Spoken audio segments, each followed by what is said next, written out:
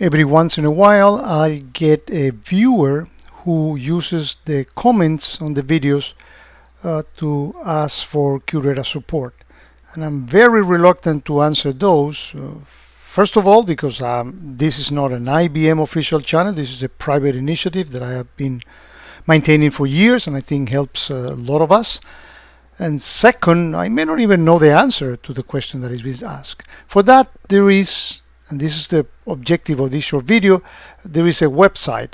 The URL I will be putting in the video description here.